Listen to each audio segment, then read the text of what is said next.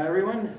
Good evening. I would like to call this meeting to order at 7 o'clock, and I would ask that Cindy please read the statement of compliance with the Open Public Meetings Act into the record. This meeting is being held in compliance with the Open Public Meetings Act, with the meeting schedule advertised in the Trenton Times.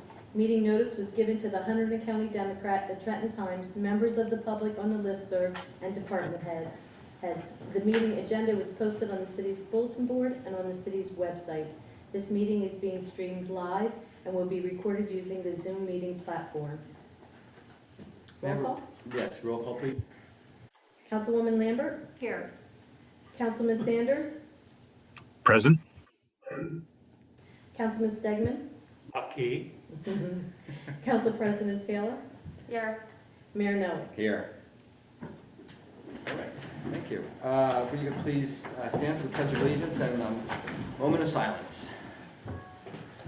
Pledge allegiance to the flag of the United States of America and to the republic for which it stands, one nation, under God, indivisible, with liberty and justice for all.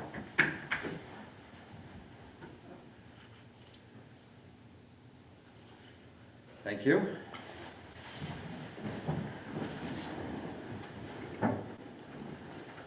Good evening, everyone.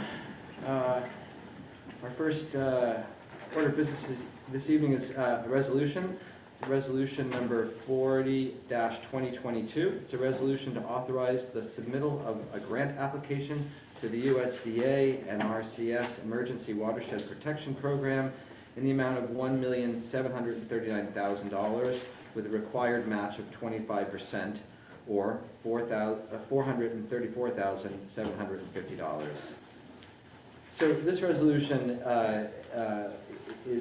seeks authorization to file a grant application for the USDA for the waterway cleaning of the Ely Creek and Swan Creek.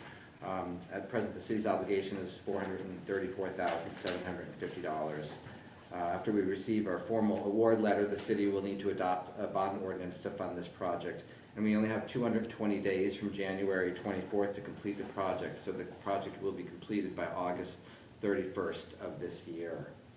Are there questions from council about the resolution? But just where the $434,000 is coming from, if we have to match it. Yeah, we'll have to borrow it. We'll have to bond for it. Okay. Yeah. Any other questions or comments? If not, may I have a motion to adopt resolution number 40-2020 authorizing the grant application to the USDA? So moved. Second. Thank you. All in favor? Aye. Any opposed? Aye. Okay, thank you.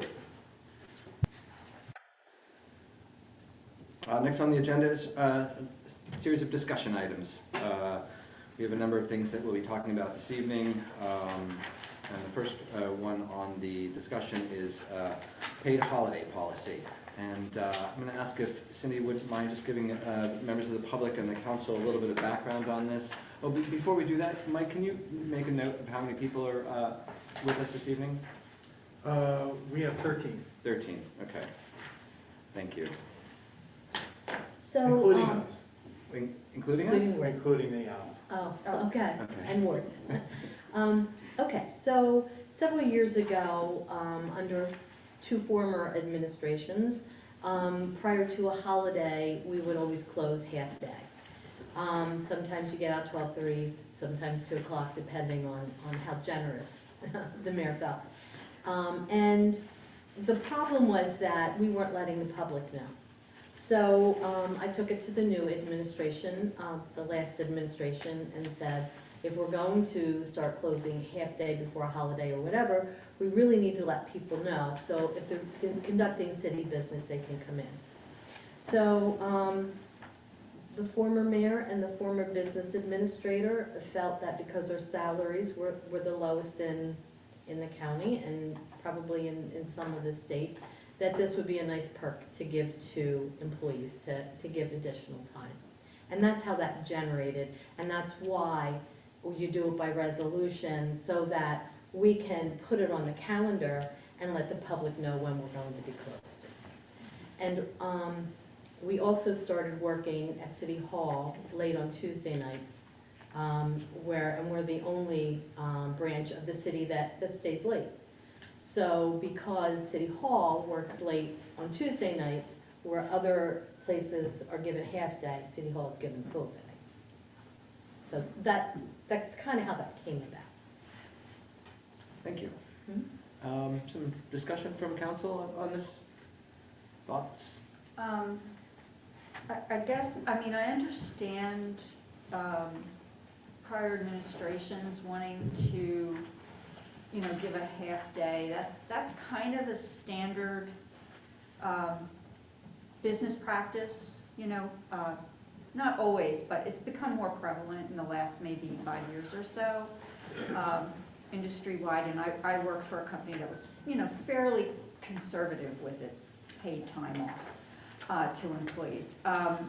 But I'm wondering, is there a problem with having that announcement go out kind of ad hoc for the half day? Like we would get a notice, and I'm not suggesting that the timing be the same, but for example, employees would get a notice that there would be a 1 o'clock closing or a 3 o'clock closing, and you would get that email, you know, maybe 2 or 3 days in advance, sometimes early in the week. So that's kind of one thing I was wondering. I did a little bit of Googling on, you know, paid holidays, and nationally, the average number of paid holidays across all business sectors is something like 7.6 paid holidays a year. We have 21. So there's, you know, but bear in mind that that includes things like the restaurant business, so which, you know, doesn't have a lot of paid holidays. When I looked at governments, the only thing I could find were 13 holidays paid. And that would be federal government, and that's kind of, there was a study, it's actually from the Bureau of Labor Statistics, that shows holiday profiles based on employment sector, civilian, private industry, and state and local government. And they really only list 13 holidays. So I think the gap appears to be the pre-holidays. Because if we cut those out, We have previously had 13. we, We previously had 13 right, holidays. and that's kind of like, I would say the corporate standard, you know, for corporate America is 13 paid holidays a year. And that people generally, or businesses generally follow the federal government, right, so for those guidelines. There were a couple differences. This Bureau of Labor Statistics had, I believe they had June 3rd, they had Good Friday, which we do not have. And, We do have Good Friday. oh, we do, It's listed. Yeah. oh, we do, I'm sorry. Yeah. I should have known that, yes. Then I think maybe the one that we don't have, that actually isn't in here, was Juneteenth. That was on a different, That's page. new. Yeah. But that, you know, but other So than that's in that, here, I'm not sorry. here. No, Juneteenth is not in there. No, it is not. No. That's what I'm That saying. was We don't new have that. started last year. Yeah, and, right, it's only in the last year or so that it's become, you know, a holiday type of, you know, a paid holiday. So, you know, it seems like we should probably, you know, I feel like we want to probably, you know, look to be more standard with the rest of the government sector on one hand. Also, you know, the salary question notwithstanding, the comments that were made about salary ranges, you know, I guess, you know, I don't have any details on that, but I know that city employees were given a salary rate increase.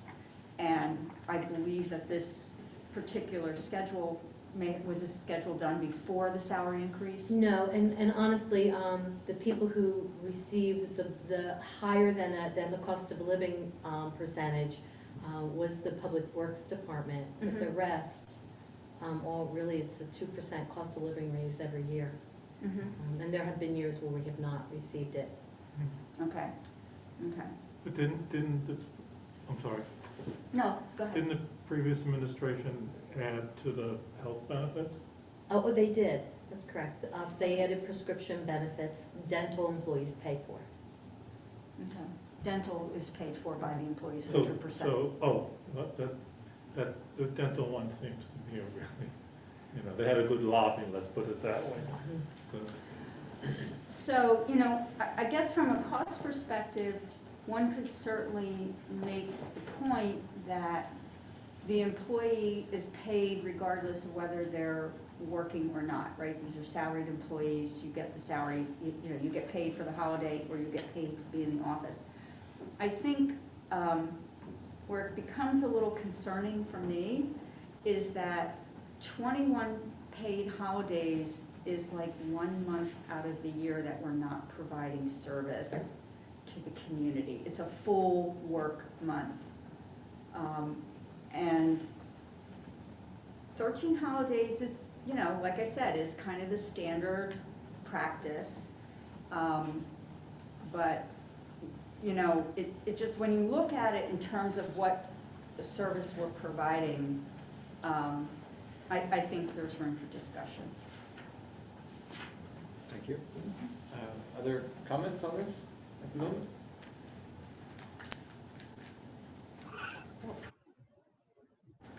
I'm sorry, so are we gonna be voting to approve this holiday schedule tonight? No, we've already voted to approve it Yeah, it's on already in January fact. 4th. I just put it in there for reference for you, and Yeah. when I did autocorrect, it changed the number to 2022. But that was approved on the beginning of the year. Yeah. It was. So it's my understanding that we're not interested necessarily in changing it for this year, but it's something that we want to take a close look at next year. I think so. I think it's something we want to, think about. One of our goals, I think, has been trying to look at how we improve service to our members of the public. This is kind of almost like low-hanging fruit in the sense that we can provide more service without adding cost.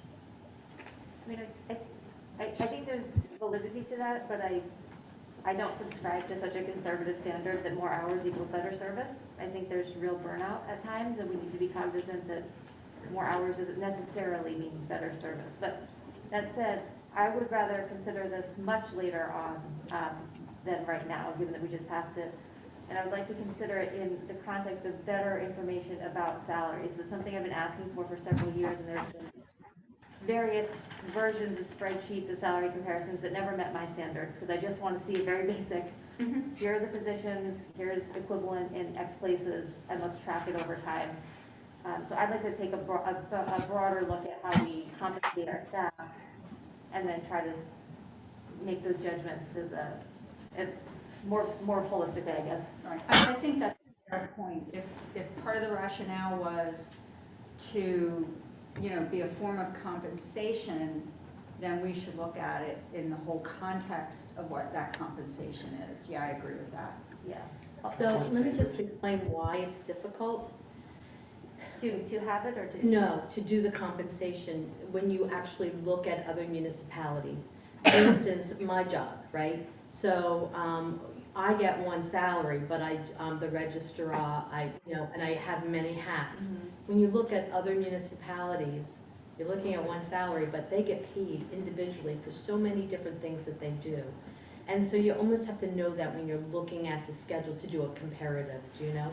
I'm happy to work with you on that, so Yeah. that we show it appropriately. So what we did is we went to the League of Municipalities, right? Because they've got all that information. But when you really take a look at it, you're sourcing through all of this information, and to do a comparison is next to impossible. So I think what we probably should do is maybe start smaller and just do Hunter County. And that would maybe give us a like municipalities. Oh, yeah, I'm certainly not suggesting we try to do Yeah. the whole state. We can Yeah. a reasonable handful of Yeah. appropriate Yeah, I'm comparisons. happy to obtain everybody. I did obtain it, I want to say in 2019, I got it, maybe 2020.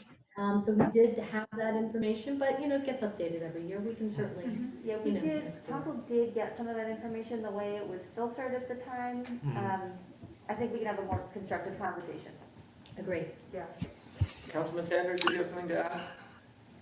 Yeah, if I could, I do agree with the approach that Council President Taylor has just identified. I do, if a rationale for this is comparative salaries and that we are the lowest in the state or in the county or whatever, I think that that's important information for us to know. I do want to say, because I know city employees listen to this, or they may be listening live, they may be hear about the discussion.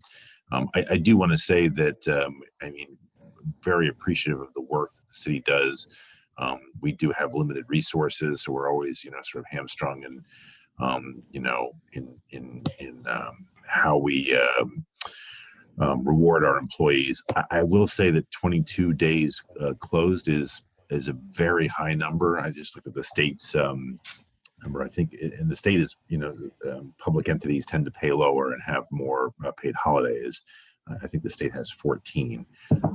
So I do think that this is probably a discussion for another day, but it's a good one to have. I just don't want. I think we've the members of the governing body, at least in the past couple of years, have demonstrated our support of our employees through the expansion of our health insurance benefits, which is quite expensive on the pharmacy benefit, and then also in changing the hours to I think both accommodate folks in the evening, but closing on a portion of Fridays is also an accommodation in some ways to our employees. So I wanted to make sure that our employees understand that this is not about them. To me, it's about balancing the needs of the citizens with the resources we have to reward and compensate our employees. Thank you, and I agree. I think it's, this came up as just a topic of conversation. I wasn't thinking that we were going to take any action on it tonight, other than, get it out there for next year. And, I would love for us to do a salary, to understand the salaries in relation to other municipalities in Hunterdon County. I know that, there are organizations that, our church had a way of kind of doing geo ranges with cost of living, appropriate to, relative to where you are. So I think that this has a lot of merit as a larger conversation, and I would certainly welcome Council President Taylor working with Cindy to kind of explore this as a total conversation. So unless there's any other comments on this, I think what we'll do is we will just kind of put this on hold, and we will come back to it. I'll check in with Council President Taylor and Cindy from time to time to see kind of where we are over the course of the year, so that we can address this more concretely and thoroughly in the fall, well in advance of calendar year 2023. Is that all right with everybody? It's probably a good idea if we let everybody get through their budget cycles. Yes. And then we can get them. Yeah, that sounds very practical. And so I'll put a reminder on my calendar to reach out to you in appropriate time. That's great. And I will put an ask out to different municipalities for their salaries. Okay. And compensation for health compensation. Yeah. And if you can also look into, Cindy, Yeah. how many sick days and how many vacation days how does that fit into the scope of what we're doing here? And how many we get and how many, a deep dive into Okay. how there are creative ways to compensate employees for the hard work they do. Okay. Any other comments or questions on this? Thank you. The next item is consideration of re-establishing the city Facebook account, or kind of not re-establishing it, but reviving it, I guess. So first of all, thank you to Councilman Sanders, who provided the council with a very good working draft of some of these questions that we're going to be considering tonight. So I appreciate you taking the time to do that over the weekend. It was very helpful to me personally, and I think it's be helpful to us in our conversation tonight. So the first thing we're going to consider is restarting a relationship with our city Facebook account. And I think that Councilman Sanders,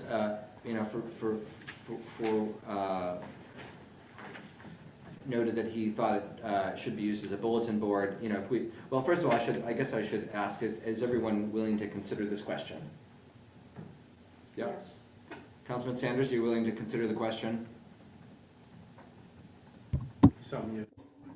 Yes. Yeah. All right.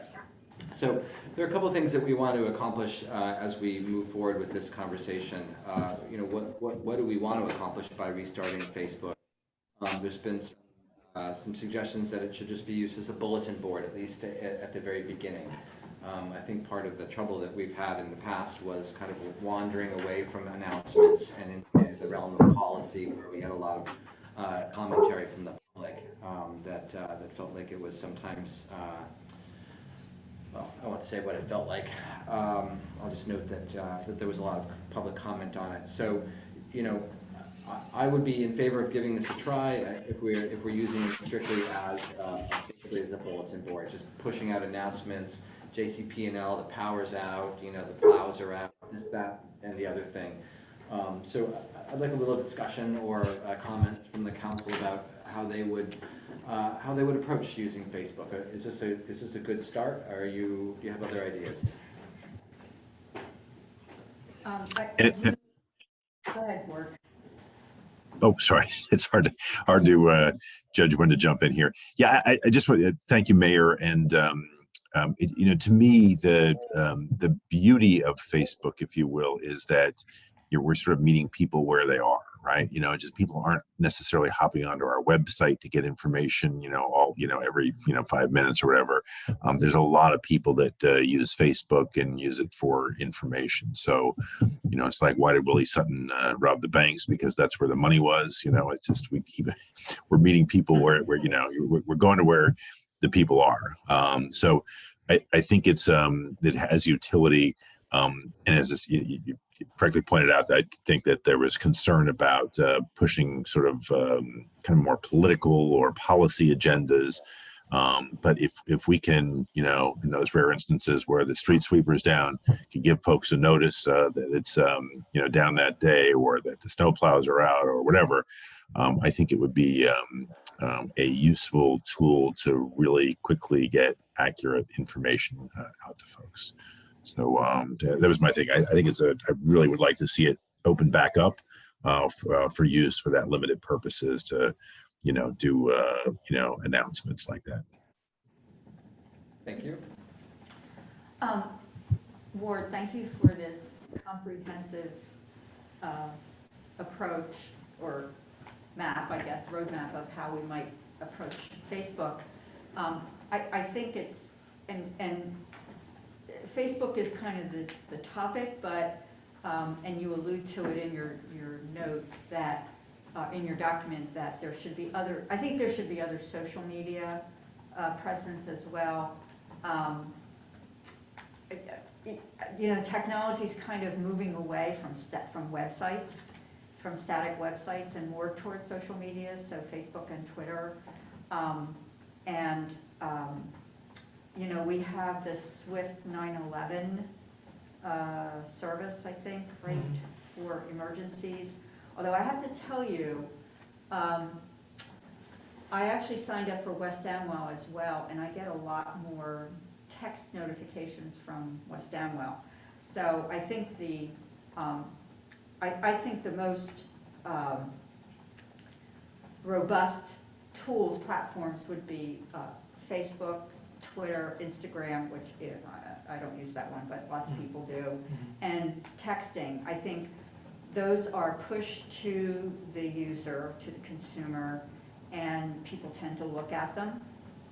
And I think probably of all of them, probably texting is the most effective. That requires a little more work on, I think, on our part, maintaining a list and, We do making have sure. a text. We have a service. list, but, We need to get more people people on. have to be co-opted into updating and removing and, changing information, which they may not always do, okay? And not that there's anything wrong with that, I just think that, some people prefer text, some people like tweets. If it wasn't for cat videos on Twitter, my life would be meaningless. Come on, you have us. I seem to recall that we had a Twitter account, I don't know. We do. It hasn't been tweeted since 2016. Yeah, because I remember when that was started. Yeah, so, 2016. but it requires a dedicated resource from our staff to be able, and we have to think about social policy and SOP, like operationally how we use that. We can't just be willy-nilly throwing tweets out. But I agree that the social media approach should be predominantly, exclusively at the initial, informational only, and to notify people of important updates to city services or, impending crises or whatever, people need to know about snow, floods coming or whatever. So, I don't think we should broach into allowing public comment at this point. It might be something we consider in the future. Okay, I'll get back to that in a second. Okay. And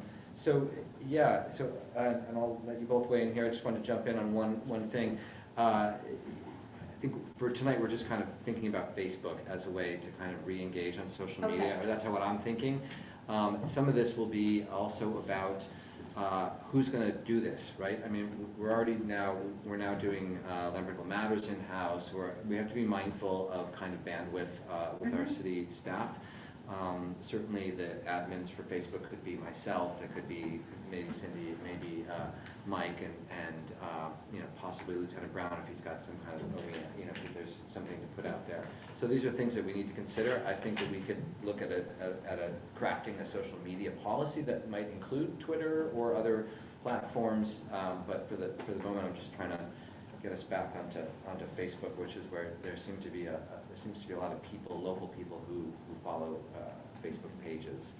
So, Mayor, if I might? Yeah. We used to connect to Twitter and Facebook through a feed automatically through our website. So when we put something up, it would automatically push out a feed. And I think it stopped when we did one of our revisions. We stopped with that link. So we have that capability when you do an update.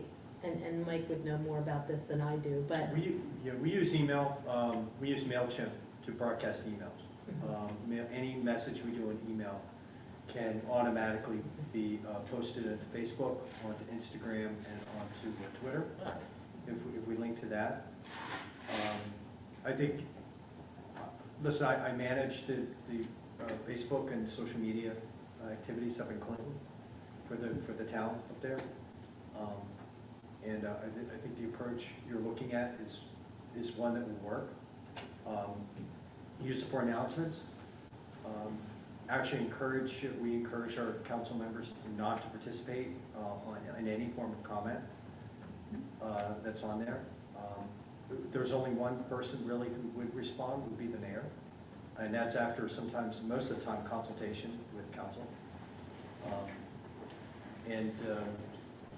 Yeah, it's meant to be more informational because there are other websites that are more for active discussion that are not run by the town. Thanks. It could also be used as a tool to drive people to our website, just by putting a link in it somewhere, or for more information kind of thing. I don't know how many people actually, I don't know the metrics on our website, so I don't know whether it's, what the layers are that people are looking for, and have we done that since? We use Google Analytics. Since the, Yeah, and For under 25, the number one social media tool is Instagram. Above 25, it's Facebook across the board. There's an emerging one called Nextdoor, which could also, those are the anti-Facebookers. Right, That don't want to be part of that, right.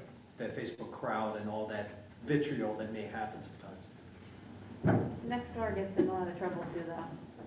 What was it? You can get in a lot of trouble on Nextdoor as well, with the vitriol. Well, it's starting, no, yeah, it is Right. morphing into a discussion I'm spot, on but that. I look, you get notifications. yeah. I don't. The thing about, just so you know, so in Facebook, people actually have to choose to follow you, okay, or friend you. In Nextdoor, you automatically are set up in a neighborhood. So, you know, as like the city of Lambertville's government signs up, it becomes part of, was it Beacon Hill, I think it is, whatever it is, but it's of a neighborhood. And you automatically get announcements from that neighborhood. It's a Cottage Hill Cottage Hill, it's Cottage Hill. thing, which is not Cottage Hill, it's mostly Pennsylvania. But be that as it may. Yeah. And it only, you can choose to also get announcements from surrounding neighborhoods, but that's it. So you're not going to be getting any kind of comments from people who live in Easton, as an example. Anyway.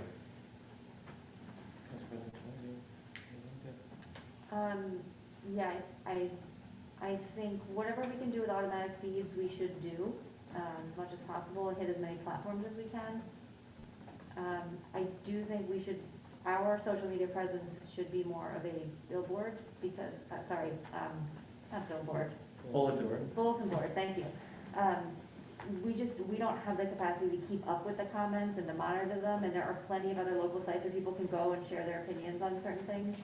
But just from my experience through IDA, we decided what we were gonna share, then I would quickly post it on 3 different Lambertville sites, wait for the admin to approve it. You know, yes, people have to proactively choose to follow us, and not everybody will, but we can certainly also make a push, and all of us individually can make that push as well. Good. The MailChimp's a great idea, by the way. I didn't know it could do that. MailChimp. All right, so other points on this? It seems like we're in agreement generally that we should move forward and give this a try. I don't know enough about this platform. Ward had indicated that if we use this as a bulletin board, must we have comment on it or no? Does anybody? Facebook is mandatory. There's no, you don't have the option to turn off comments. Okay. They made a change. You used to be able to set it up so there were no comments, but Facebook made a change, I want to say 2 years ago, and you can't turn the comments off. Okay, is everybody okay with that? I mean, we just have to be, you know, the reality is we're gonna post one day, the trash truck is down, and there will be 400 comments about how people feel about that, so we just, you know, need to be prepared for that. Yeah, I agree. You know, the business model of Facebook is to provoke engagement, and I use that word very carefully. It's provocation, not encouragement. And so we have to be mindful of that and what that consequence of that would be. You know, my feeling about the 400 nasty comments is you know, it's like the tree that falls in the forest. If you're not paying attention to it, does it really matter? On one hand, you have to kind of monitor it, so you know, if you have something damaging that you have to get in front of, you need to know about that.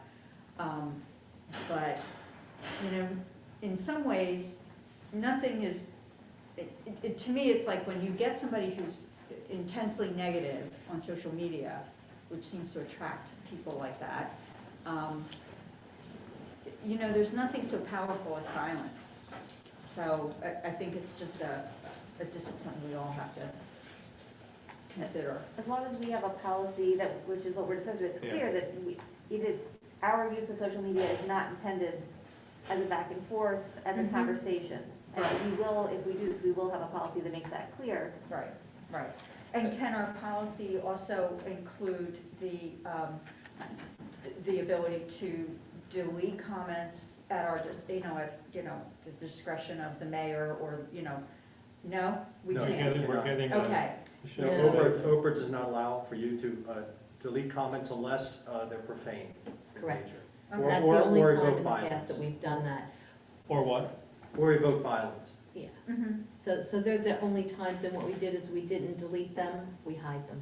You hide that. Okay, well, that's good. You know, so, but I will tell you, it causes them to come back with sometimes. You deleted one my of- comments. Yeah. Yeah. So, It's Just hide like, that one too. it's Well- like having it's like having that kid that just wants to be, Right, negative attention, and And it's there's- so hard.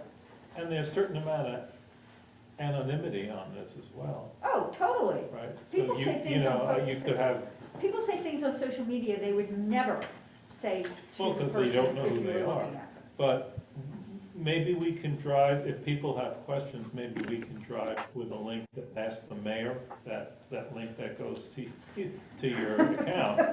And then, I you think there's a then, bus look, coming for you. however, but then it's public comment, and at least it's something that we can respond to, knowing. what I would suggest is that we set up an info at, which we already have, and then that comes to an employee. That's a monitor. And so when somebody puts a comment, we should try and set it up so it's automatic. And it says, thank you for your comment. If you have a question or concern, please email, blah, blah, blah, blah, blah. And then we've responded in a way, right? Or we set the account up so that it says, question or comment, we are not monitoring comments. Right. Questions or comments can be made to the following email address, or call, and we can post our number, which is, I think, totally acceptable. And then we will, of course, be looking for things, but if something falls through the crack, the onus is now off of us and back on them. Well, we did post that, the information of who you should contact. In the past, it always came to me, and I would filter it to whatever department. Look at it and say, okay, who really needs to address this? And I have no problem doing that. And in terms of volume, was that problematic? No, it actually was not. It would depend on the season, and the change. The street sweeper, sometimes you get a little bit more. But the volume was really manageable, and it was an important tool, I think, for the members of the public who maybe don't go on a website to know, okay, this is how you can still reach out and contact. And there's probably a trade-off between people that will post the question on Facebook, they won't pick up the phone Right. or send the email. That's correct, Mhm. that's correct. And so, I get into work early and I try to get all my emails done before people start coming in. And so it was very manageable. I would say there were times when maybe I'd come in and I would have 5, and then maybe there were days where I'd have nothing. Okay. Councilman Sanders, do you have anything to add? I do not. I did not know that. I just looked online here that I guess it's there are ways to disable it, but in Facebook, I was kind of hoping just to make this about a bulletin board, and to the extent that we can do that on certain platforms, I'd encourage us to do so.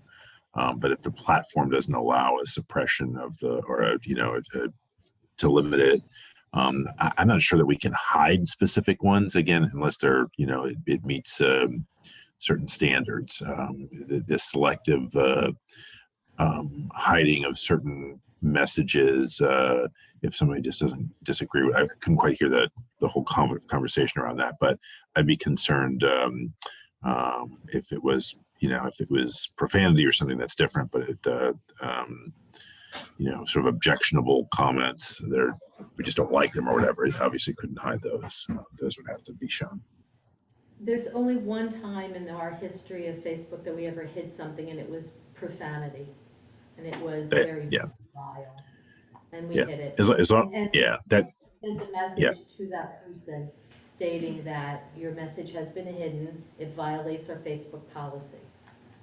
Yep. So, I guess the one thing we didn't talk about, Mayor, was there are entities that are part of the city that do have Facebook pages. my recommendation, I don't want to over bureaucratize our world, but just because we haven't had a problem doesn't mean we wouldn't. So I do think that our policy should,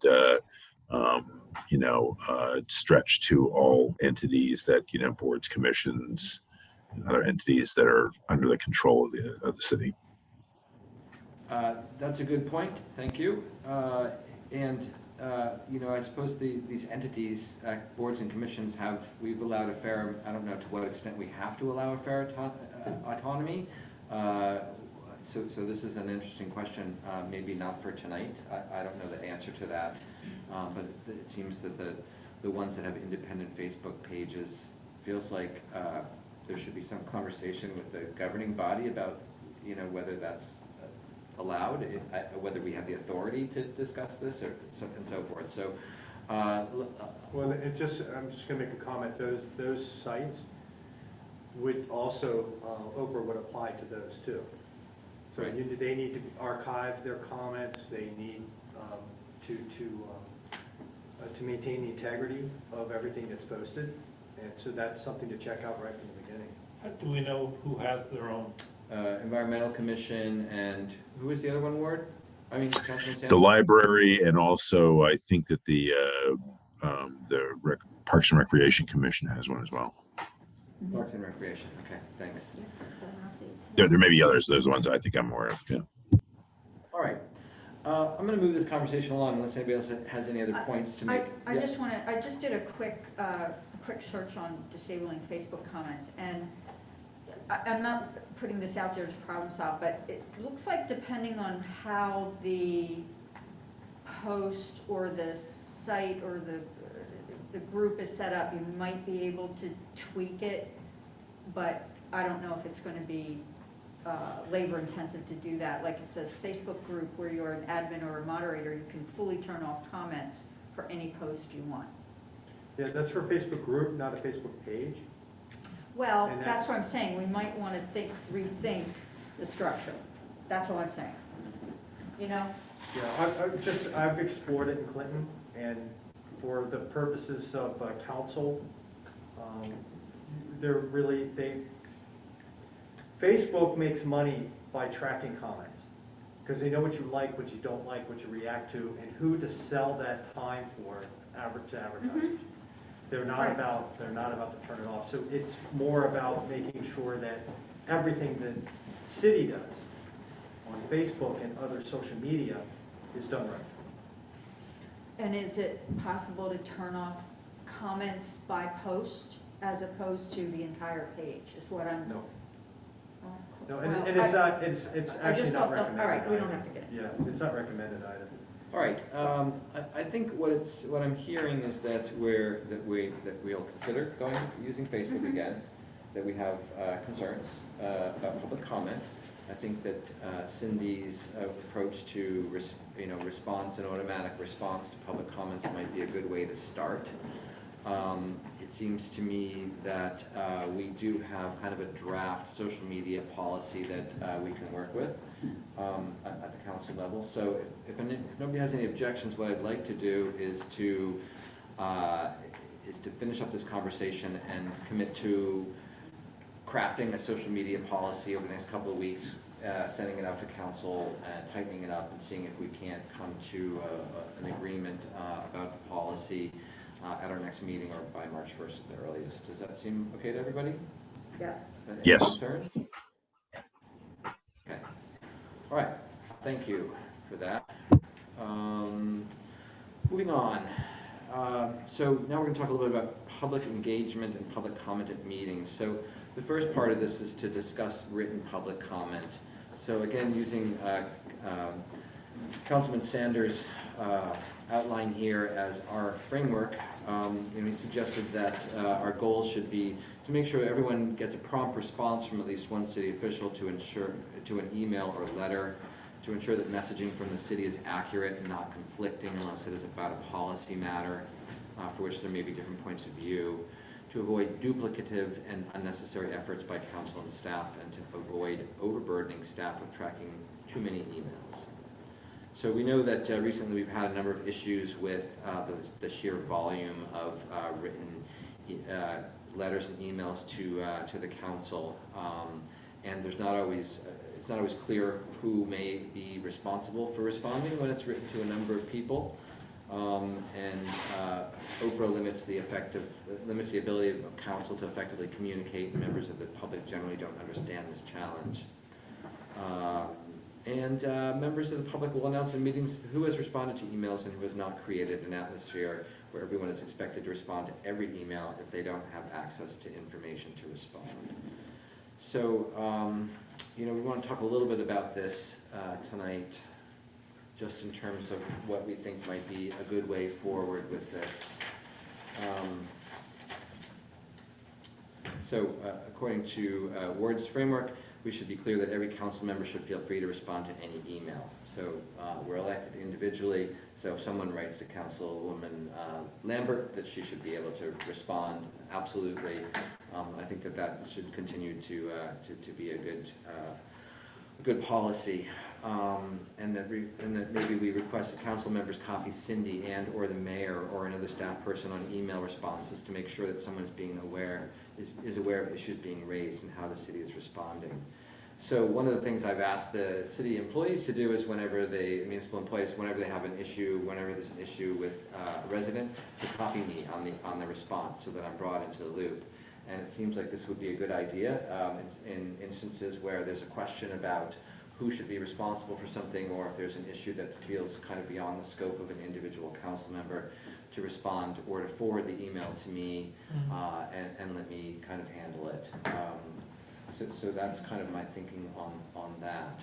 I don't disagree with that. I do think you're setting yourself up for major overwhelm, and I'm not sure we need to get to that level of, well, we'll handle that down the road, but that what this doesn't do, though, is solve the problem of us knowing, because of the nature of how we are able to respond. Steve might respond on Monday morning to a resident issue in CCU. That doesn't prevent me from responding on Tuesday and then following up with Lester or whomever. So we still have this cascade of all of us trying to respond. Okay. And the policy where, what we could do, well, first, something that worked really well on it is I got an email from somebody and I don't know if they contacted anybody else. Mm-hmm. But then when the mayor responded, he CC'd me because he must have seen me on an email, which allowed me to get back to the person and say, I understand that the mayor has, spoken directly with you, and he goes, yes, thanks for following up. So that's the kind of communication that in that case worked really well, because I was going to answer it, and then you did, so which is great. The whole BCC thing, is that like, I know what we're saying, don't respond all on this, does that cover, is that appropriate way to? No, I don't think so. I think, No. BCC is still, it's still, you're still on that email. Yeah, But so, a one-way communication does not make a meeting. Pardon? A one-way communication does not make a meeting. So if we're providing information in one direction, we're safe. So are you saying if person X sends an email to the entire council and I reply, based on what you just said, I could reply all and answer that person's question, and the rest of the council would see it, and they would only see that I was responding to that email? Yes. Sure about that? I am sure, there are other people who are sure that I'm wrong, Okay. but I'm not sure about. I thought it was snarky comeback, but I won't say anything. Thank you. I mean, no, a one-way communication is not a meeting. There's no action being taken, there's no decisions being made, it is one-way information. As long as no one else responds to Yes. that email. The very first time somebody hits reply all in a response, now it's a meeting. Yes. Right. So, yeah, my understanding from. Which is why the from- BCC is done, so you can't reply all. Right. But we, on the response though, we can BCC the rest of the council. And So We Mike can't, on the has his response? book. It's funny, I actually have my book here, about what's allowed and what's not regarding OPA. So it doesn't matter if it's electronic or in person. If you're responding regarding business, it's not like, let's say inadvertently you meet up with somebody, or that it's a public event where you're not discussing business, that's allowed. Even if you're just meeting electronically, but you're discussing business, that falls under OPA. That means that that communication, if somebody responds, that communication responds to other people, you have to go through the same thing you do when you hold a public meeting. You have to let the public know, you have to allow the public discussion, and so on. That's why, you know, with a quorum being 3, you need to have 2 people at most responding to council business and residents. And just to put a little note on that, I think it's not whether it's BCC or a regular CC. The issue is if there's a dialogue among a 3-member or more members of the council. So if it is, if you BCC and I get it as a BCC, but then I continue the dialogue, not knowing necessarily who's on it, it could trigger into a problem with the Open Public Meetings Act. You know, you can make an announcement, you can make a one-way statement. You just can't have a response that continues a dialogue with the majority of the council. Is my understanding. So the way around this would be, so if you get an email and everybody else is copied or BCC'd on it, or I guess they would just be copied on it, right? Copied. From the public, yeah. Right. Because we can see who's been contacted. You can respond all, but put a note that this is this is a one-way communication, nobody else can respond to this email, and that's good. That's my understanding. Okay. All right. All right, I have another question. Okay, sort of going down the rabbit hole here, which is not what my intention was, but go ahead. That's all right. No, I'm sorry, please. I didn't mean to suggest that your question wasn't important. So, if councilperson A responds with one-way communication, BCCs the rest of the council, then the remainder of the council is not permitted to reply, even if it's different information. So there could be 2 questions and Council President Taylor only responds to one, but I have information about the second one. So it gets dicey It's very dicey. quickly. Yeah. Yeah. Very Well, then dicey. you can respond to Council President Taylor and answer her, tell what the answer is, and then, Then it gets messy, though. It And really I think what you gets should do is messy. go back to the original email and replicate what the first person did. So if Council President Taylor did a reply, BCC the council, but I had something else to remark upon, I should go back to the original email and do the same thing. So I'm Ward will also gonna correct me if mention- I'm wrong, but it is not whether you actually did something wrong. It is the appearance of doing it incorrectly. Ward, is that correct? You're on mute. Oh. Sorry about that. I'm not sure I understand the question that you're asking, City. The appearance of So, what? The appearance of doing something incorrectly. If so for OPA, Open Public Meetings Act, right? So it's really, a complaint can be filed because of an appearance. And I think that suggesting that, you know, you blind copy each other on your responses, I think you're getting into a questionable area that could lead to a problem. And so I think that's why it's important that maybe one person take the lead on the responses and then you maybe, I don't know, maybe you talk about them at a public meeting? Okay, so just for clarity, a message can go out to everybody, and somebody can respond to say, I will handle this. Don't BCC anything. You CC. It needs to be known on public record who the communication went to.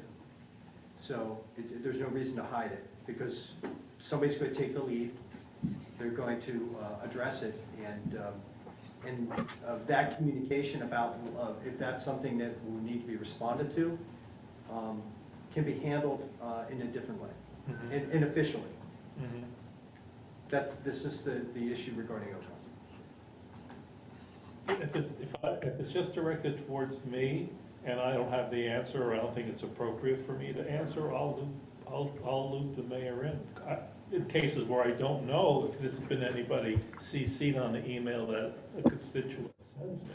Sometimes you just don't know, because they'll send out 5 different emails to each council person. Well, this happened last week. There were individual emails sent out from somebody who was interested in a position, and then everybody copied me on the response, and I had to write to the same person 5 different times that, once again, I see that you don't know. Right. So, you don't know. Yeah. I mean, I think we did, this discussion, I think, reveals in some ways that I don't know that we're going to develop a perfect system, and we can talk about this. Just on the Oprah Open Public Meetings Act distinction. I mean, the Oprah, most emails are going to be, subject to release unless they fall within one of the qualified exceptions in the Open Public Records Act. What we're really talking about is the Open Public Meetings Act, and stumbling into a meeting that is electronic, and the law hasn't really kept up with, technology, and there's guidance documents that folks have issued surmising what constitutes a meeting and so forth. I just think we need to, I don't know that we're going to solve this perfectly. I think we need to be mindful, if it's an executive function, like, why isn't Public Works doing X, Y, Z? Council is not likely to have an answer to that necessarily, and that's probably something we should refer to the mayor. If it's a matter of policy, like, what do you think about, fair share housing or whatever? It's that's a matter of policy that's, I think, appropriately responded to by, that's a matter of it's not a matter of fact, it's a matter of a position. That's a little bit different. But I don't know that we're going to really totally be able to solve this given the constraints that we have here, honestly. Well, yeah, I think you're right. I mean, we can probably move on, but I just initially, I would like the council to know that, I'm happy to jump in at any point. That there are, I'm there all the time, and I can pick up things that come my way, and I can probably solve them pretty quickly, given kind of where I am and who I can call immediately to get answers on things. So I would just encourage council, obviously, people, should answer their own emails to the extent that they're comfortable, but just to reinforce that I'm here for everybody, and I'd be happy to have anything forwarded, so, does anybody else have anything to say? Yeah, I'd just like to add that, we've gone down this rabbit hole. And it's important to not conduct digital communications inappropriately. But at the same time, I think we also have to think about how we're supporting the public, and we all want to be responsive to the public. So, Cindy, to your point about the appearance, I think that I think there's some room for judgment there. If it's clear from the content of the emails responses that we're trying to be helpful and not conducting executive business, that doesn't necessarily give the appearance of impropriety. Do you know what I'm saying? So It's like a your case-by-case basis. Your quorum is 3, right? So let's just do a hypothetical. So you all get an email, and then you all respond to that email. And on the same thread, or 3 of you do. My concern would be somebody going to, to the state, saying that you're violating the Open Public Meetings Act, and you did. What's the league's position on this? And So I think, often things are based on case law.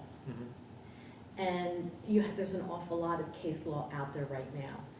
And I sit on the Public Alliance Insurance Commission. I'm an insurance commissioner for the city. And we have an attorney, Paige Berry, who often will give us insight to things like this. And her insight is, it's unknown, uncharted territory right now. Okay, You don't want to be the test case. okay. That works for me. Works for me, everybody agree? Yeah, yeah, Okay. okay. The last thing I would just like to, I forgot to mention this, because I do think it's important, and it's important from my point of view. There are people who write letters about specific issues that are in front of the council at a given meeting, agenda items. I would like to see those kind of incorporated formally into the minutes of the meeting. So if Jane Doe writes to the council and says, I'm opposed to the leash law. When that matter comes up, I say to Cindy, we have Jane Doe who's noted an opposition to the leash law ordinance, and then she would include that in the minutes. I think that's another way for us to be proactive with the public about hearing what they have to say on an issue and then memorializing it in the minutes. And in that case, I would suggest that anything that a council member receives, for example, if you got the email about the leash law, that you would forward it to me, and then I would take responsibility for making sure that that's memorialized through the minutes.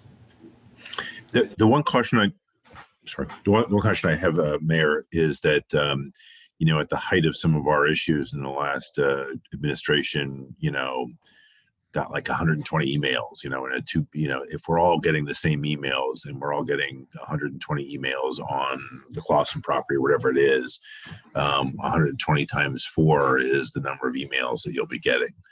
I understand that. I would still like to give it a try. But the problem is once you try something, it becomes the expectation. Well, you can always change things if they don't work out. We You pulled can, up. but then it's, well, why? Why don't you want people to know how many people have said yes or no to this topic? Well, well, you wouldn't have to recap if we did something like X amount of people responded in this way, and did you want to go as far as in the comment, in the minutes? Possibly. It could be. How many times in the last? Well, I don't know. I don't know. I know that we've had some big moments in the last year. The last year was big the entire year. Yeah. I would write downtime and email.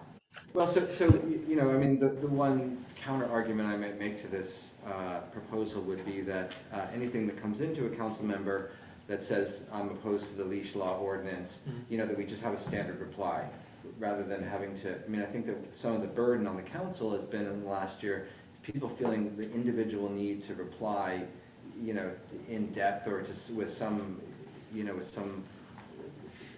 thoughtful reply, as opposed to, just sort of noting for the record that will include your position on a particular matter.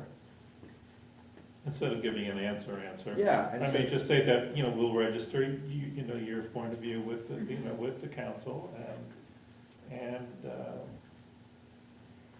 I think it's a case-by-case basis, really. Okay. So if Jane Doe opposes the leash law in March, for whatever reason, something happens in March, but we're not taking action on it until August, are you intending that we're keeping some sort of long-term log, or it's within the notice period of the meeting? How do we parse this? I suppose we would note it at the next meeting, right? I mean, you know, But I don't people know. can, like, what, so John Doe opposes something that we're not meeting on, he just is sharing his opinion on a topic. We're also noting that? No. No. No. What if we have a place on one of our agendas for correspondence? We do. I was gonna bring that up. So what if you just copy me, put them together, they go like topics, like we had 7 people complain about the leash law. So under correspondence, leash law, 7 complaints. That's kind of what and just, Then it's on the agenda, That's fine. you know, and we're keeping track of it. And we may or may not, I mean, we'll have that for a discussion, and I would suggest we do it at a work session rather than a voting session. Yep. That's what it goes on, and then you can take that information and decide, maybe we need to revisit our leash law. So at every meeting, you will have summarized any positive or negative feedback we got about any topic, I'm just gonna- whether it's on the agenda or not, Mhm. and it will be in correspondence. Just list it as correspondence, and it may have to be, correspondence may have to be an addendum. You know? Correspondence, see attached, and we'll just list them all. Is there any precedent for this that you Not that or I'm Mike aware are of. aware of? No, not that I'm aware of. No, the discussion that, forgive me, I've been taking clerk classes, so forgive me for being a little geeky on it. But we did have a similar discussion of this, and the question is a public comment a testimony? is it public comment or testimony? Is it a testimony? If it's a testimony, then they have to say who they are, where they're from, and you're allowed to limit the amount of time, and you're allowed to keep it on subject, but otherwise, you know, they can talk for that full time period. But they don't allow for the same thing for actual written correspondence where somebody's not there. That's not covered under public comments. It's something you can pass as an ordinance. It's similar to what the boards do, they won't take written. Unless it's, again, if it's like an affidavit, it's sworn in, then it counts as testimony. Otherwise, you know, just like you do with public comments, you have to affirm that it is that person and it is them saying. Here's just an idea, if I could. You know, there was clearly in the past couple of years times when members of the public would say, "I would like to know what the head count is," and folks that have supported or opposed a certain measure. To me, keeping track of, we have an overburdened staff. We have, a busy council, and I think, just a volunteer capacity and so forth. So, maybe we pledge informally to, if we get a question like that, to try to follow up in our next meeting with like a head count, and I did this on my own, just on the Civic Lawson property. I counted them up, and I said, X people in favor, Y people against. That way we're responsive to a specific request, but we're not, grinding our gears on stuff that people, we have 2 leash laws in favor, 2 opposed. To me, it might be more manageable if we were responsive to a specific request. Okay, thanks.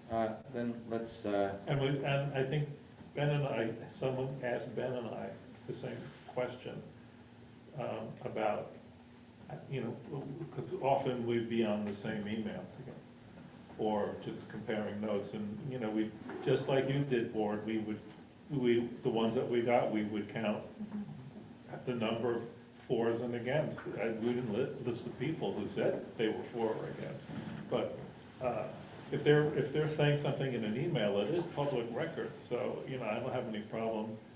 I don't have a concern ultimately that we have to be confidential in an email that someone says they're against something. So You know, we've done that in the past, in the past, because people want to, because on very hot topics. Okay, I'm fine with that. And, it was a good point, Councilman Sanders. During the Clausen meeting, I myself made a note of everybody who called in for that meeting and noted personally in my house who was in favor of it and who wasn't. So I still have that sheet at home somewhere. So maybe that's just the best way forward. I'm just wanting to make sure that we're having a robust conversation and the public knows that we're interested in what they have to say and that we're interested in I responding. think that's the goal. Okay. Right. Then let's move on, and we can tweak this as necessary. The last thing that we have to talk on about public engagement is just to kind of review how we might want to handle public comment at meetings. It seems like, so let me find this. So, we want an efficient forum for the public to comment, and we, I think the council, I don't know if the whole council, I would think that everybody wants to set clear expectations for the speaker and for the audience in these meetings. And some of the recent problems that's highlighted here is that members of the public have addressed specific questions to members of the governing body or directed comments to other members of the public. The public started to expect real-time responses from the governing body, and it was hard to measure the duration of public comment because of back and forth with members of the governing body or other members of the public. And sometimes the public comment session was just simply too long. So a couple of suggestions here. I think one thing that we should decide as a council is what are we doing with our ordinance? The ordinance states 5 minutes, and I think our past practice in the last couple of years has been 3 minutes. And so this is a question for us to consider if we're interested in aligning our ordinance with kind of our practice. So why don't we start with that? Does anybody have thoughts about that? Council President Taylor? I feel very strongly about it. It makes me very uncomfortable that we've been enforcing something that is in opposition to our ordinance. And so I think we do need to assess that. And I appreciate Councilman Sanders' work on all of these topics, but it's difficult to talk about public comment without it inadvertently sounding like we want to limit transparency, which is not the case at all. But the back and forth, the deposition style public comment we've had over the past 2 years, I don't think serves anybody very well. I'd rather let people have their 3 minutes or however much of those 3 minutes that they want to take. And then as the chair of the meeting, it is up to you to direct us to respond or to not respond. We're not obligated to get into a back and forth on detailed policy in this setting, and I think we need to enforce that. Yeah, and I think there's all the questions that are posed by the public are by our guidelines have to go to the mayor. They're not supposed to go to us. Right, there can be no straw polls. Yeah, no straw poll, right, exactly. Yeah, so, as much as, I think that's, we should adhere to that policy, because I get caught up and I don't adhere to the policy, but I think if we're gonna run a timely run meeting and get as many people's comments in as possible, you're the person that should address it. The public should address all the questions to you. Right. Now, it's not that we're not available, they can email us, they can call us or whatever and discuss things, that's not a problem at Well, all. the mayor may say, Councilwoman Lambert, would you please address this issue once we've heard all of the comments about that issue? Yeah. Okay. And do you have anything? I agree that we need to align our practice with our ordinance, one way or the other. I think if we reframe our approach and don't get into the back and forth debate type of thing, I think we'll find that the public comment will naturally, of its own, fit within the appropriate timelines. I think, when you engage with people, it just eggs them on and, depending on who wants to get the last word. So, yeah, I think it's really important to hear from the public, and I think we should listen to them and not problem solve with them on the, when they're at the podium. Unless it's a very specific, pointed, targeted request, and that the mayor will decide. Yeah, I Well- think, Okay, I'm sorry. Councilman. to the degree it's required from any particular commenter, to the degree that we can make clear, thank you for your comment, so-and-so will follow up on this topic. And we, it also puts us in a position of not speaking out of turn, saying things that maybe are not as well informed as they should be. So, sorry, go ahead. That's exactly what I was, that someone will, that will follow up. That someone will follow up and get as much information as Sanders? Yeah, I mean, I think we're all in alignment here. Our ordinance should follow our practice. The comments should be directed to the mayor. I think if we enforce those rules, you might need a gavel sometimes, Mayor, on contentious issues. But I think if we make the rules clearer to to folks up front, hopefully we'll have better adherence. And completely agree that we should not be trying to respond mid-sentence with folks that are testifying. It makes it hard to count the time. It delays the whole process. So people should be entitled to speak, and then clock out, and then we should respond if necessary. well. Ward, if I could chime in and say, if when we open a public comment, if Cindy or whoever's assigned to do this reads the Yeah. ordinance Yeah. and shares it with the public, and it's also, I know I had conversations back and forth with the mayor about consent agendas. I think people should know what is a consent agenda, why we use it, what we use it for, because there are some folks that, don't read the consent agenda until they get here, and then it's gone in 30 seconds. We've already approved like 6 things at once, and I think, because, we know what we're doing up here, but I think it leaves the public out of certain things. Yeah, I think it's perfectly reasonable to read a brief explanation of what the consent agenda is. It should be 2 or 3 sentences before you do each one, just for clarification for the public's purposes. Just so they're aware of the process and why it's implemented and what is and what isn't allowed. Perfectly fine. I mean, I'm not gonna oppose what seems like a great idea, but all of these little things add more time.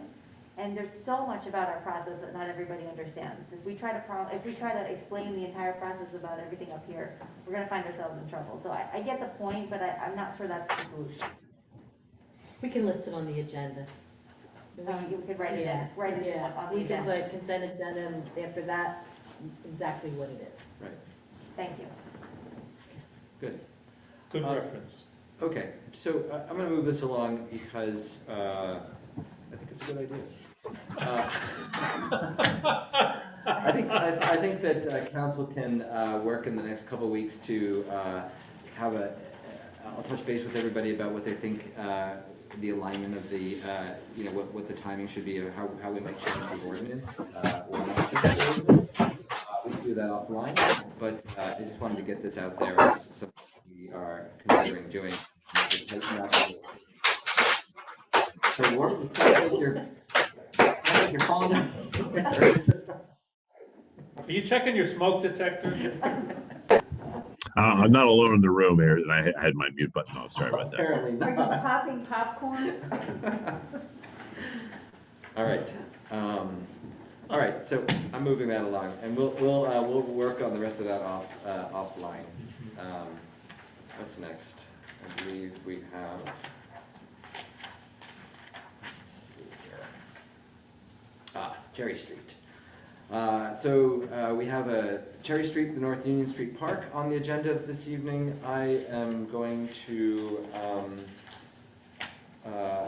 just give a little background. Marianne Borsch, who is the chair of the Parks and Rec Commission, is interested in applying for a grant from Sustainable Jersey for $20,000 for trees to be planted at the Cherry Street Park. If the grant comes through, the trees will be planted later this year, probably in the fall. I would like to see if the council, well, first of all, if Council President Taylor minds just giving us a little bit of background on this park. If anybody's interested, any other extra copies of these? Yes. If anybody I have here, extras too. okay, we have some copies of the kind of the original plan, I mean, what Council President Taylor is going to speak to here. So if anybody's curious, you can come and pick one up off the dais. I have two extra. Thank- Pardon me. I could have gone behind you.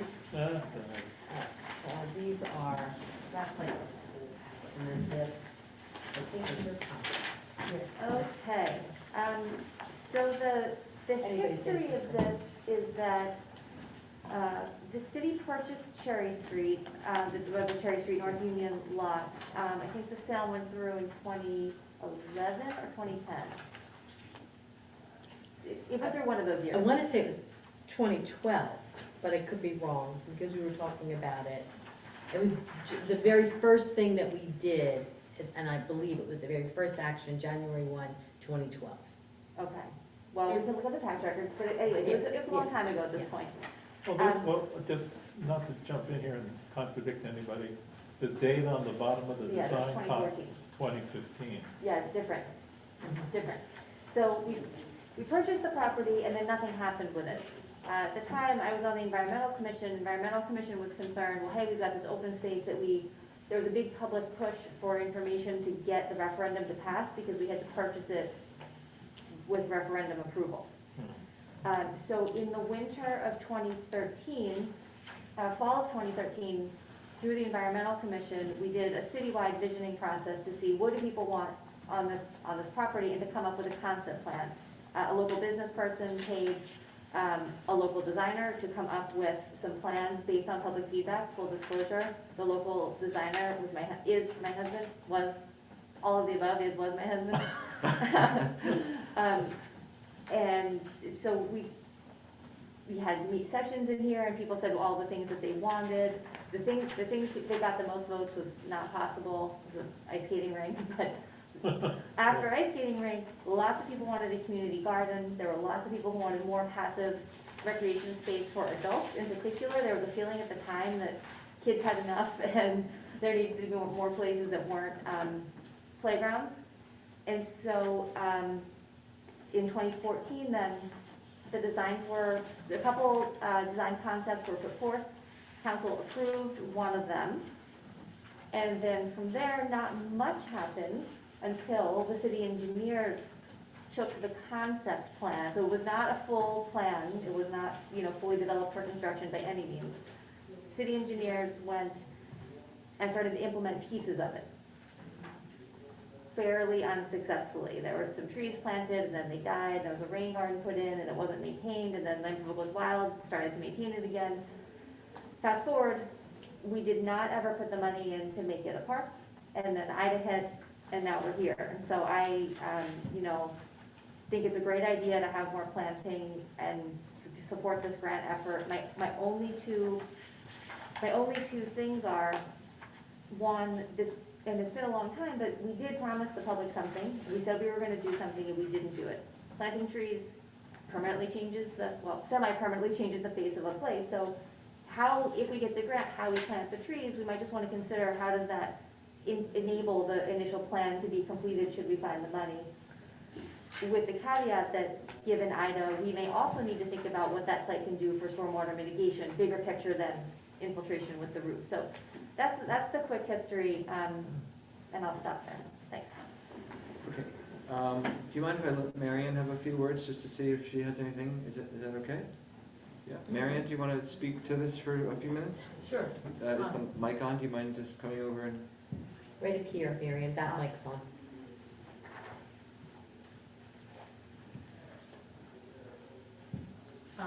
So I was aware of the acquisition of this property, and it was about 10 or 11 years ago, but not terribly involved. And I've been on the Parks and Rec Commission for just... Marianne, I'm sorry, can you speak up or move closer into the mic? Not everybody can hear you, I guess. Okay. I've been aware of the plans for Cherry Street, I think that's better, for about 3 years. I mean, I knew that the property was acquired about 10 or 11 years ago. when I joined the Parks and Rec Commission 3 years ago, one of the things that I noticed was that we really hadn't done, as a city, we hadn't done anything with that property. So Lambertville Goes Wild partnered with Parks and Rec and the Lambertville Environmental Commission to put in a wildlife garden right in front of the rain garden, so that it was at least something. It was a down payment. It was a step in the right direction. This summer, after Ida hit, and that was the third really bad storm of 3 storms in a 6-week period. I mean, as bad as Ida was, we could have had that same thing happen 3 times in a 6-week period. And it just started to look to me like, you know, we really, maybe we could do 2 things. We could start to improve that property and have some effect on stormwater management, you know, however small, in that part of town. I was aware of the plans that were developed in 2016, was the most recent version that I saw.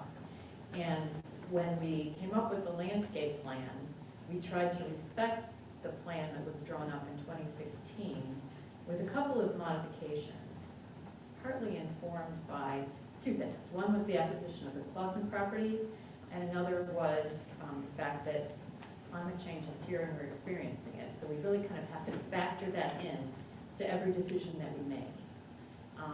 In terms of community gardens, because of the acquisition of the Clausen property, it seemed like this was no longer the best spot to consider that. There is a spot on the Clausen property that is fenced off, that has been used for gardening, that would be perfect. And it's probably bigger than what we could have done. I'm not positive about this, but it may even be bigger than what we could have done on this property.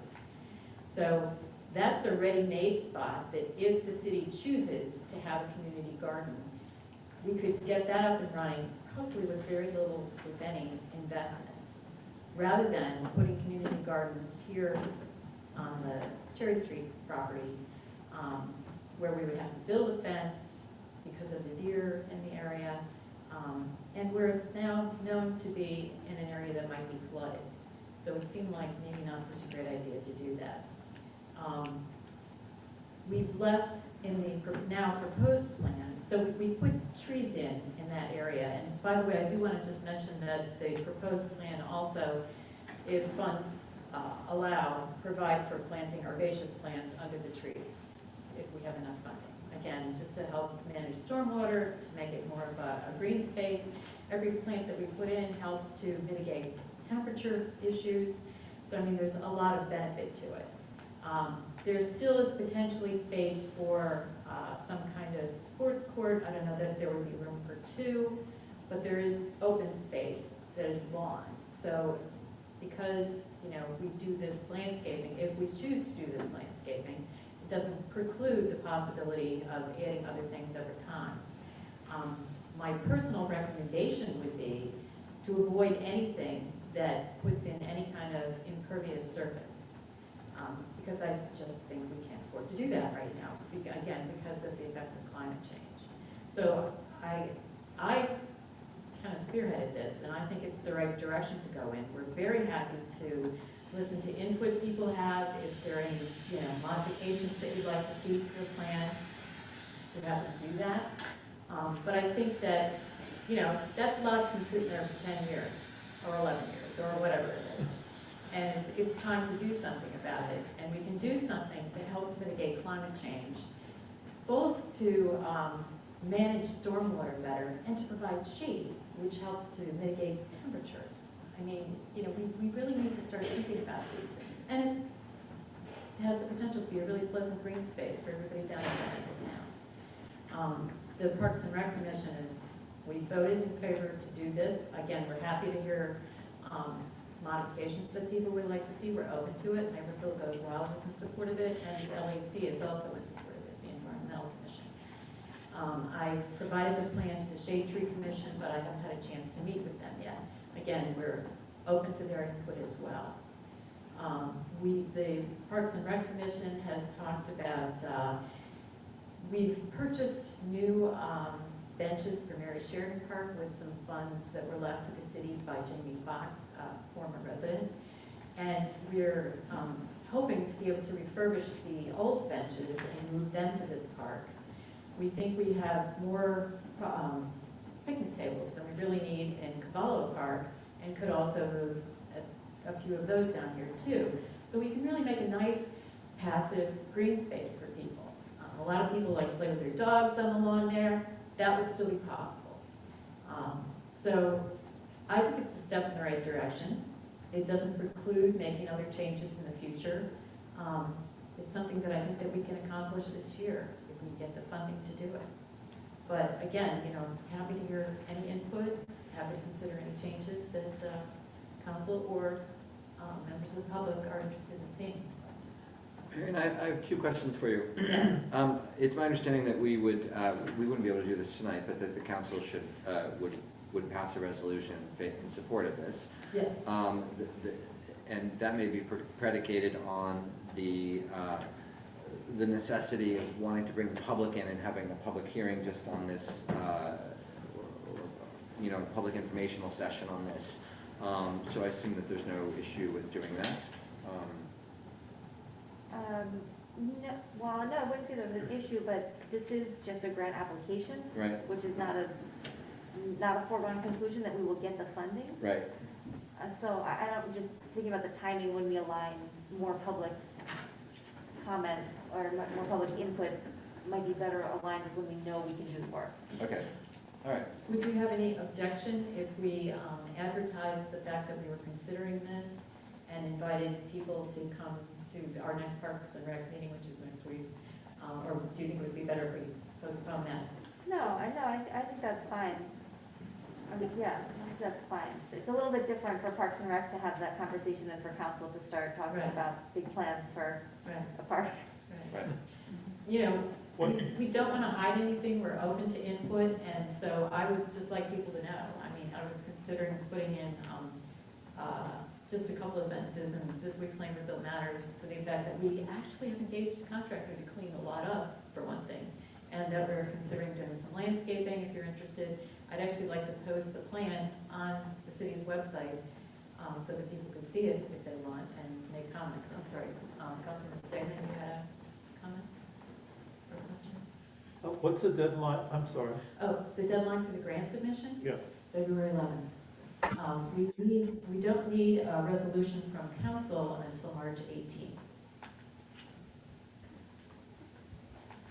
Are there any other questions from council? I do have one question, and first I want to thank you for all your hard work to try to, make, improve a spot and make it better. I personally agree with the direction of this, but agree that public input is a good idea. I did have a question. I mean, we've been challenged in some of our plantings in the city because of challenges of watering things. Have you thought about how we can, if we do plantings, how we can ensure the successful growth of the plantings of these trees? I have given it some thought. I haven't put everything in place yet, but for the plantings that we've done in the last 3 years since I've been on Parks and Rec, and in the development that I live in Woodcross up the hill, we typically try to do plantings in the fall. It gives the root system a better chance to establish without, and there's typically less of an issue about rainfall or snowfall during the fall and winter months than there is during the summer. So doing the planting in the fall, I think, gives plants a mechanism of establishing themselves better. But I'm also thinking about other options if we needed to supplement with water that I haven't followed up on yet, but I do have some ideas. Okay, if there are no other questions or comments, I'm just going to ask for, at this point, an informal. Make sure that we're not overburdening them. What's that? I was, I think that was supposed to be a joke. it was a joke. Yeah, we don't want to overburden you, Mayor. And if nobody stops you, you'll be out there with a watering can. That's what I'm. Oh, yeah. Actually, that was one of my Already options. At one point, there was a hose bib with permission from the owner of across the street from the pizza place. I don't know what's happening with that building, but that's Yeah. where they had gotten water from before. Right. Well, without permission and then with permission. We actually borrowed some water from them with their permission when we did the wildlife garden. So that's one of the. I wonder if things. the LMUA How pump long station is your has- hose from the house? That's a good idea. Thank you so much. I'm sure we I'll put that on my list. Yeah. But I'm trying to come up with options in case we do need to Well, water. is there a fire hydrant anywhere near there? I was thinking about the fire department, and one of the Parks and Rec commissioners is a member of the fire department, so I was gonna talk to him about possible options. Okay. We don't have to solve it tonight. I just, I did want to just, we've had some Definitely. bad history here. Yeah, no, I've definitely been thinking about it, and, like I said, I actually live in Woodcrest up the hill, and we do planting up there, and we've had pretty good success planting in the fall. This is a more open, drier site, so we want to be especially careful, but I've been thinking about it. I heard through the grapevine, so it's officially a rumor, but no, I don't think it's a rumor, it's true. There's a device, a pumping device for the sewer, for the MUA that was damaged in Ida. Do you know anything I about, can speak to that. you can speak, the mayor can speak, about relocating it to Yeah. part of the park or Yeah. where that stands? Yes, I did have some communication with the LMUA about the possibility of relocating the pump station, the extremely damaged pump station from its current location to Cherry Street Park. I had our attorney Bill Opal look into that. The path forward on that was so complicated and difficult that I put it back to the LMUA that if they really felt like it was something that they wanted to explore, that they needed to let us know right away. And I think that they were going to need much more land, and it seemed like it was not going to. I feel very confident that that's not going to move forward. Okay, So, thank you. Because of the way the land was purchased and so for space, Yeah, and you've yeah, got to go it's- through a it's- whole. yes. Yeah, yeah. It's super complicated. Yep. All right, if there aren't any more questions, I'm just going to ask, is everybody on the council fine with moving forward with this grant application? Yes? Yes. Ward? Ward, are you fine Yes. with moving forward? Thank you. Okay. Yeah. Yes. Thank you, Mary Ann. Thank you for all of your hard work on this, and we will follow up. We'll put something on the agenda for another meeting to pass a resolution. Okay? So, one question while you're still here. When you say you're going to put the plan up and show the plan, are you sure which plan we're promoting here? Yes. or- Yes, they're Yes. newer one. Okay, all right, Yeah. thank you. I mean, I actually considered showing both, here's what was proposed in 2016 and here's what we're proposing now. But I would at least like to put up what we're proposing now. Okay. And be prepared to answer any questions and talk about it. And like I said, we really tried to respect what was done in 2016. And it doesn't preclude adding, some sports Right. things, but I'm just careful about that. Okay, great. I Yeah. just want to make sure. Okay. Yeah, just one point of clarification. There aren't several plans. There's one plan, there's a concept that was later turned into, with some pieces of implementation. So the 2016 plan is just how the engineers are going to implement a part of the 2014 concept plan. Okay. They phased it, Yes. and they did Right. very little in the very beginning with trees and the rain gardens. I think that was the beginning Yeah. and the end. Well, I think of this as another phase. So. Great. All right, last thing before we get to public participation is just hybrid meetings for boards and commissions. I ran this by the city attorney. It looks like there are no problems legally with offering our boards and commissions access to our Zoom account. So, we can leave that to the discretion of the individual board or commission. So are there any questions or comments about this from the council? Yes, who is going to be running the technical end of the meeting? Well, that would have to be determined, I think, by the individual council or commission. They'd have to work with me or with the city staff to develop a. Well, Mayor, when we were virtual, they all were trained, Right. and everybody ran their own meetings. They all were given the log on to Zoom too, and they all manage their own meetings. Perfect. I think on the planning board though was Sarah who did that, and she's no longer on the board. So you may have to go through another Right. level of Right. education. May have to. And right now with Zoom, we're not totally virtual, right? So the way that it's different now is previously it was set up as a webinar where everybody was on, on camera. Now we use the owl, and that's going to pick up whoever is speaking at that time as well as whoever is on Zoom speaking, correct? Yeah. So it's set up a little bit different, so the challenge is we're really just streaming live, and they really just need to know when they get the public participation to how to enable that feature. So it's not like All right. when you were fully virtual, you really needed to have two people do everything, but I think it's more manageable. Yeah, I would just recommend for this body and for planning board that you have a Zoom administrator as well. Because you need someone taking minutes very accurately. You can't have that same person. Right. So we have the owl, and we will make that available to everybody. We lock it in the cabinet in here, like we do with our speakers. And every board previously was trained on how to use the speakers. We will train them on how to use the owl. And they can ask somebody from their board or commission, and maybe it's an alternate who is not always involved in voting on that application, for assistance. It's not something that I want to take a step back to and do, and I don't think that Mike should do it either. I think that they should, somebody on their board should step up and help them. Agreed. Good. Are there any other questions about this? Okay. Is everybody in favor of moving forward with this? Yes. Yes? Ward? Yes, I would like, and I think it makes sense to make it to the discretion of the chair, and they can, it may require some technology, somebody to step up to do that. But it would be nice to get like a report out as to who's chosen to do what, so that we know what, how things are being done.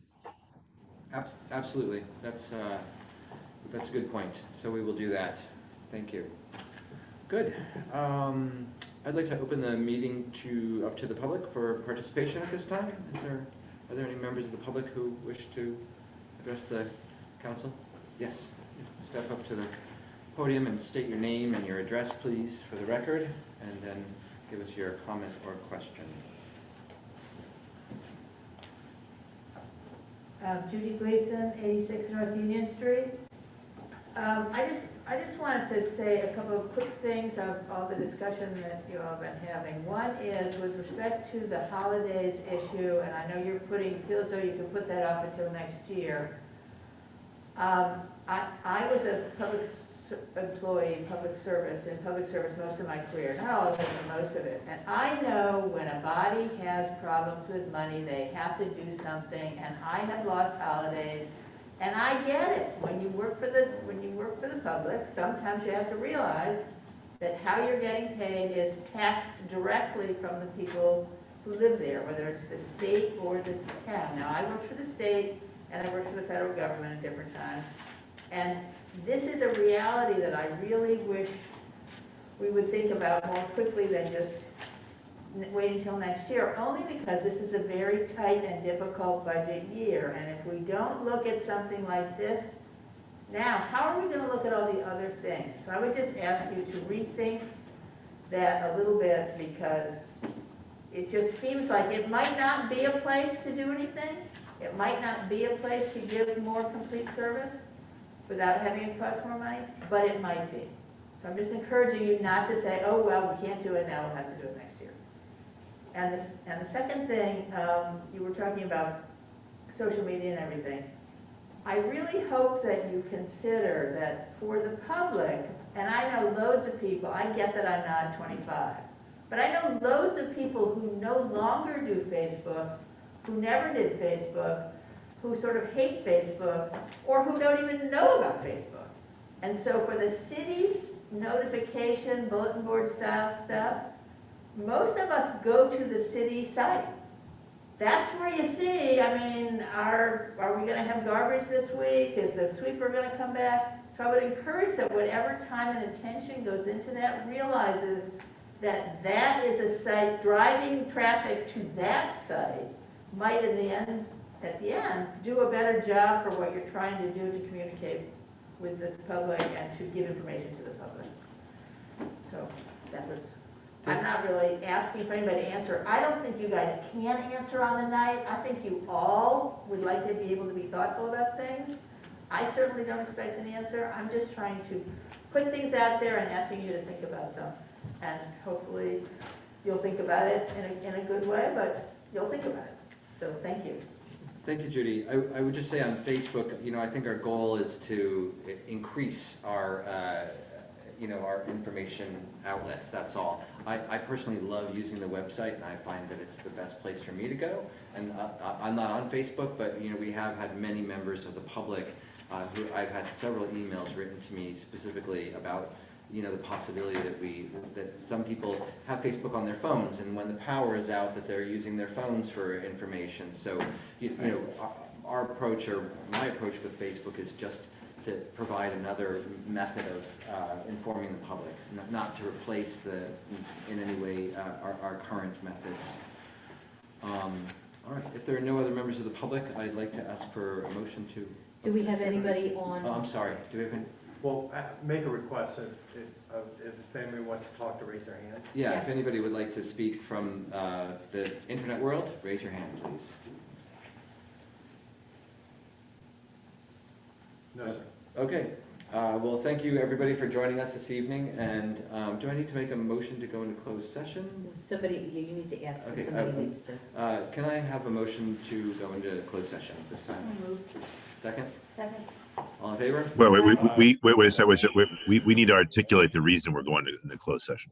Oh, right, okay, thank you, Ward. So, What's the, And going into closed session to discuss issues related to potential contracts pursuant to NJSA 10:4-12B7. There we go. okay, thank you for that clarification, Ward. And just as soon as the two members of the public leave, we Oh, yeah. will